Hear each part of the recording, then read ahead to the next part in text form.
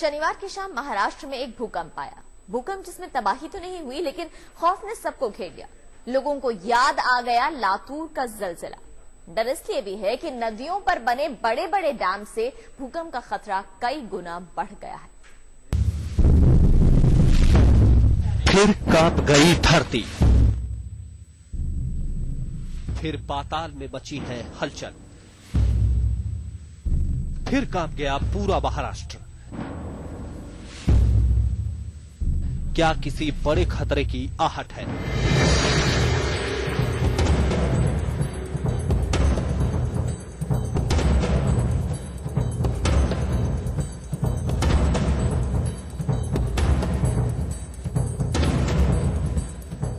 एक बार फिर कांप गई है महाराष्ट्र की धरती।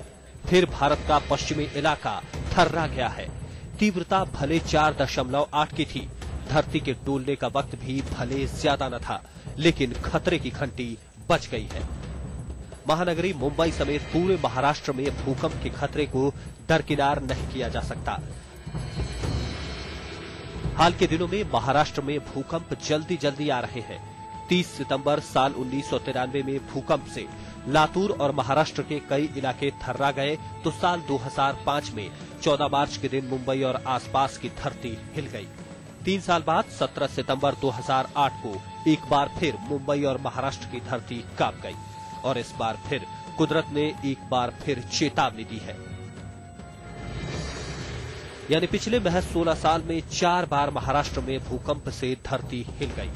हालांकि जानकारों के मुताबिक प्राकृतिक बनावट की वजह से महाराष्ट्र पर भूकंप का खतरा ज्यादा नहीं। पश्चिम महाराष्ट्र के कुछ इलाके को छोड़ दे जो सिस्मिक जोन 4 में है, बाकी सारा राज्य सिस्मिक जोन 2 या 3 में आता है, जो काफी हद तक सुरक्षित माना जाता है। यहाँ पश्चिम में खुले समुद्र की वजह से जमीन के नीचे टेक्टोनिक प्लेट की टक्कर की संभावना भी नहीं है। फिर सवाल उठता है कि आखिर महाराष्ट्र में बार बार भूकंप आने की क्या वजह हो सकती है।